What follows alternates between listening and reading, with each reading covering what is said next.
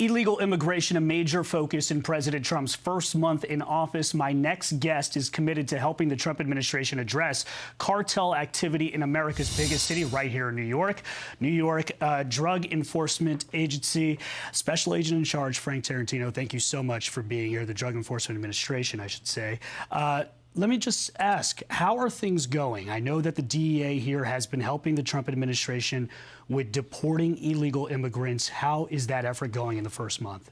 You know, Brian, immigration enforcement and border security are a top priority for this administration and the Department of Justice. And the DEA is working closely with our partners at the Department of Homeland Security, specifically HSI, ICE, ERO, CBP, and Border Patrol, to target and arrest the most violent illegal criminal drug traffickers that are causing the most harm in our communities, and we're having significant success in that effort.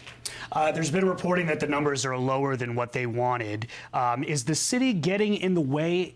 What's making it perhaps a little bit more difficult to reach the numbers that perhaps the administration had hoped to reach by this point? You know, Brian, this is a whole of government approach and commitment, and we're using all of the different tools and resources to assemble the intelligence that we need to go out and safely and successfully arrest those violent illegal criminals. And we're doing that. It will take a little time to be more efficient and effective in that effort. It's been a month. Operationally, has there been a real change from your perspective as to how things are being run here with President Trump in charge at the DEA? You know, Brian, there is a clear unity of effort and clarity of purpose emanating out of the White House and at the Department of Justice. And it has cleared away obstacles and provided a pathway forward for us to do our job. And we are significantly making progress in that effort. We've heard a lot about how the border apprehensions have come down. I know now the Trump administration has designated the 6 Mexican cartels as terrorist, foreign terrorist organizations. How does that designation help stop the flow of illicit drugs like fentanyl into New York City? You know, Brian, the foreign terrorist organization designation significantly enhances our capabilities, and it provides the clarity of purpose and the relentless pursuit that is necessary to eliminate the cartels. You know, the cartels are a public health, public safety, and national security threat to the United States of America. These cartels, as you know, are the 2 most prominent, most dominant cartels, the Sinaloa and Jalisco cartels, are working very closely with the Chinese and Indian criminal groups who are smuggling precursor chemicals into Mexico, where they're synthesizing and mass producing fentanyl powder and pills. And these same cartels are using violent criminals and vicious gangs to flood that poison across the border and into the United States that's killing Americans at catastrophic and record rates. Have you seen a difference in cartel activity in the last month with President Trump in charge, or just with all these things being put into place?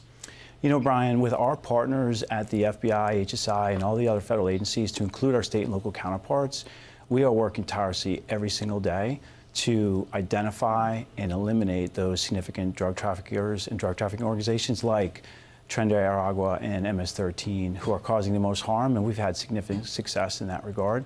And we've arrested a number of MS-13 members with guns, illicit drugs, and illicit proceeds here in the New York region. What are we seeing with fentanyl? What's the trend right now? Is it going down? I know you guys have the drug lab here. And is there another drug that we're starting to see more and more at the DEA's lab here that has you concerned? Well, first, fentanyl is the greatest threat we've ever seen in drug law enforcement. It's responsible for up to 70% of all the drug deaths and overdoses in the United States and right here in New York City.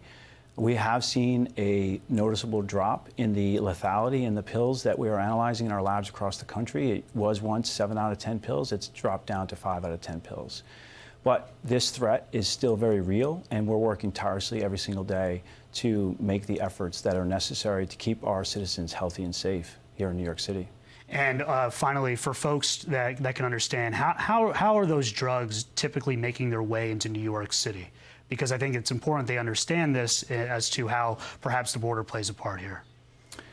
You know, Brian, we work tirelessly every single day here in New York and across the country, working with our partners in the federal government, in the state and local municipalities, to identify the threats that are causing us the most harm, which is why we work our cases from Brooklyn, New York, all the way back to Mumbai, India.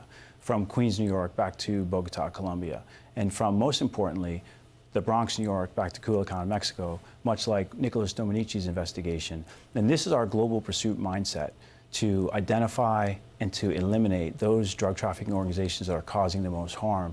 And we have had tremendous success across the country and right here in New York City.